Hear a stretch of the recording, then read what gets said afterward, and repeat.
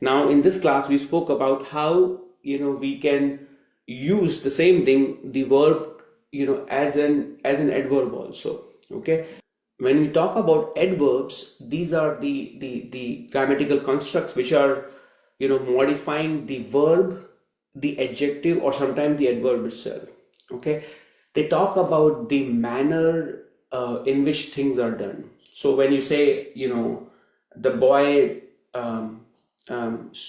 the boy worked, okay, the boy worked basically, but now you want to describe how the boy may have worked, the manner in which the person worked.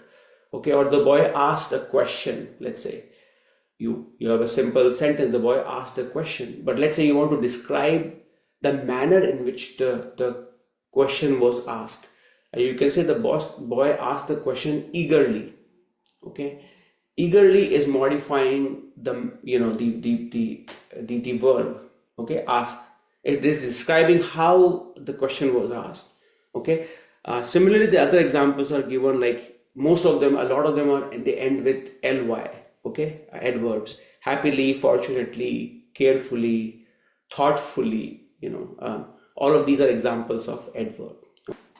Okay, let's say you want to use the word called kehna here, is to tell. Maybe I'll make it easy for you. Let's say I told.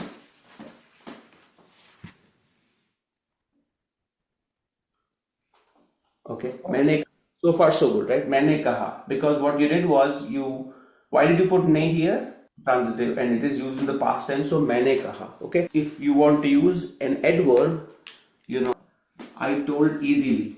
Okay, it's ending with ly. मैंने आसानी से कहा, or I told happily. तो से मैंने खुशी से कहा, or let's say you have angrily.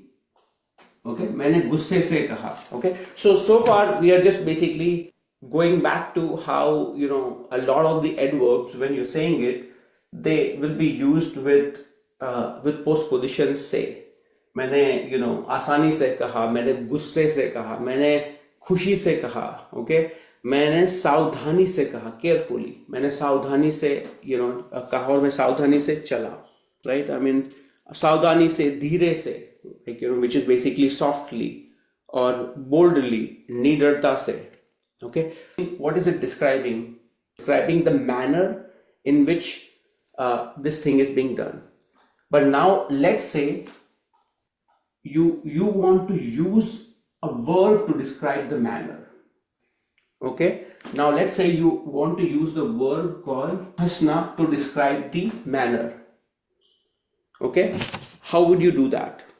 Let's say you want to, it may not be appropriate in English, but let's say you want to say I told laughingly. You're using the underlying thing is a verb, but you want to use it as an adverb. All the previous one, easily, happily, angrily, these are normal, we see them, right? But this one, if you notice it, it's a verb which is sort of used to describe the manner. Okay, so in the previous class, if you remember, we worked with participles, and these are nothing but when a verb is used to describe the other parts of speech, such as like adjectives and adverbs. These are known as participles. So what we did was we used the verb called hasna. Okay, and you remove the na. In this case, it's always the ending with a, so it's always basically te, plus always hue. So you take the masculine singular form of the participle, and you take the oblique case of it. It's a long way of saying that it's always remove the na and put te, and then always put hue. I told laughingly, it would be मैंने हंसते हुए कहा. So you started with the simple sentence मैंने कहा, but now you want to give the quality to the verb, right? Same thing that we were using ly, now you said it using the underlying, the another verb hasna, and you said मैंने हंसते हुए कहा. With this pattern, let's use another verb. Your verb is gana. you want to replace hasna with another verb. You are describing the manner in which you said something. मैंने गाते हुए कहा. Okay. I said crying, or the verb is to cry is verb rona. रोते हुए कहा, गाते हुए और हंसते हुए. It's like रोते हुए आते हैं सब. So look it up, on YouTube. रोते हुए आते हैं सब. Sub is all. Everyone, they come in the world, cryingly, basically, or crying. They come in the world crying. Like when the baby is born, the first thing they do is crying. That's what the song is saying. And then he keeps on saying, hasta hua jo jayega, the one who leaves the planet, smilingly. Okay? And then it keeps going. So in a way, it's a little bit of a philosophical song, but look it up if you can. Can anyone think of any other verb they want to try here? So you can say utsah se, okay?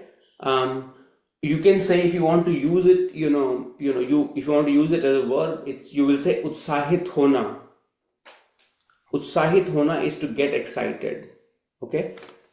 So if you want to say that, it'll be basically utsahit hote hue kaha. I'm just using your verb, and I'm just kind of telling you that how the verb is changed into the masculine singular participle, and I change into an oblique form of it. Utsahit hote hue. Nervously. घबराते हुए. Okay? मैंने घबराते हुए कहा. The other one, rana. So it's घबराते हुए कहा. Okay? Again, it is describing the manner. Okay? मुस्कुराते हुए. Let's say you want to say, I said thoughtfully. To think is, very good. So then I said thoughtfully would be, okay? मैंने सोचते हुए कहा. घबराना as a verb, who would like to answer that? To get nervous, घबराना.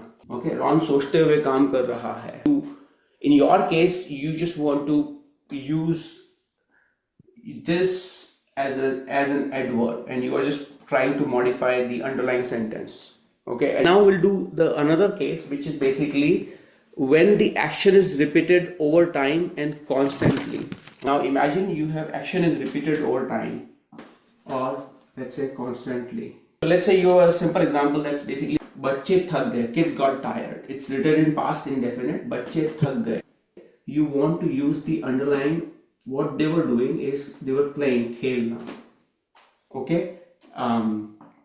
When you want to use the masculine singular form of your participle in oblique form, it becomes खेलना becomes खेलते. So normally you would say बच्चे खेलते हुए थक गए. This is how you would say it, okay? But it's again, it's grammatically it's correct, but let's say you want to say it in a different way, that over the period of time that they kept playing and playing, and as a result of it they got tired. When you want to describe that, what you would do is you would say this thing, खेलते खेलते थक गए. Okay? बच्चे खेलते खेलते थक गए, और मैं खेलते खेलते थक गया. Okay? मैं खेलते खेलते थक गया. Okay? If I keep on talking, okay, and I want to describe that, बोलते बोलते. Okay? मैं बोलते बोलते थक गया, in which I am describing that, over the period of time, in the period of an hour, basically. Okay. Typically, the moms would say to the kids, like my kid, like young kids, right? I mean, and then they don't listen, right? And they'll just do same thing even when you say don't do this, don't do that. Like, तो मैं बोलते बोलते थक गई, but ये नहीं सुनेगा. Like मैं बात करते करते थक गया. Yes, you can say that, right? Okay? मैं गाते गाते थक गई. Okay? मैं चलते चलते थक गई. Any other, instead of gaya, you can change it also. So now you change the subject, take the any underlying verb, and then use a different verb. So this is the your participle and use a different verb. Awesome. मैं दौड़ते दौड़ते बाहर पहुंचा. Anyone else? The main thing is वो वहां पहुंचा. He reached there. Okay. You want to, again, going back to the basic, you are describing the manner, how he reached there. दौड़ते दौड़ते. He reached there like, running over a period of time. दौड़ते दौड़ते पहुंचा. Okay. Look at both of these sentences. Merge them together using the formula or the template we just learned. मैं किताब पढ़ रही थी, मैं सो गई. Think about the verb. In this case, I have written it's in present continuous. So the verb is पढ़ना. Okay, verb is पढ़ना. What she did was she took the verb underlined, which is पढ़ना. She removed the na and she changed into the masculine singular oblique form of the participle, which is basically पढ़ते, and she said it twice. मैं किताब पढ़ते पढ़ते सो गई. I'm going to pick up the pace. I'm going to read it out loud. चोर भाग रहा था, चोर वहां पहुंचा. चोर भागते भागते वहां पहुंचा means the thief reached there running. Okay, now the next thing is वे लड़ रहे थे, they were fighting.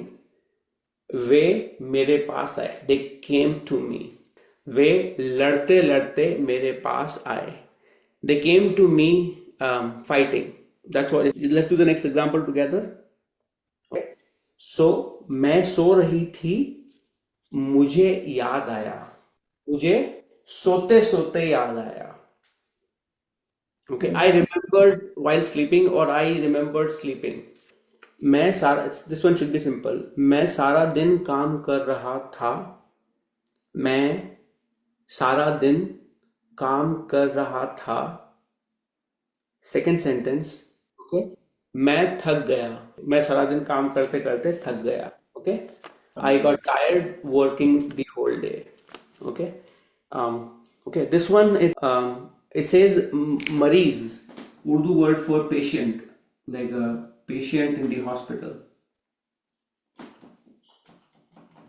Okay, mareez. Okay, mareez, and then it uses another sort of vocabulary also. Palang. Palang is bed. Okay, the patient is on the bed basically, right? I mean, so think of it as this way. Mareez palang par leta tha. Okay, this is another word called oob jana. Oob jana. Very good. To get bored. To get bored. Okay, like मैं ऊब रहा हूँ is like I'm getting bored. मरीज पलंग पर लेटा था, मरीज ऊब गया. He got tired or he got bored laying. Right? मरीज पलंग पर लेटे लेटे ऊब गया. Okay, मरीज पलंग पर लेटे लेटे ऊब गया. There you go. Okay. We have at least 2 or 3 more scenarios for this. I think it's appropriate we continue next week. Yeah, Rona, it's a good example. The first one is rota hua ladka, crying boy. तो रोते हुए लड़के ने कहा. रोते हुए लड़के ने कहा. This one is your adverb. This one is your adjective. This one is describing the boy. Rota hua ladka. This one is describing this. Kaha. If you always notice the reason adverbs can be confusing because we tend to think maybe it's describing the noun. मान ने रोते हुए बच्चे को गले लगाया. Okay, उठाया और गले लगाया. To गले लगाना is to embrace. Right, so we'll do that next class. Okay, I'm leaving this on question, but we'll pick it up from here in the next class. Okay, and if somebody didn't get it, you can write it down as an example. माँ ने रोते हुए बच्चे, I think you all get it, गले लगाया is to embrace, okay, or to hug, okay. Now the question here is who is crying? माँ ने रोते हुए, so the mom while she was crying she embraced the kid or she embraced the kid who is crying, right? So again, we'll pick it up next class, okay. For folks who watched live on Facebook, thank you so much. We'll stop the broadcast and we'll take some introductions from the new folks.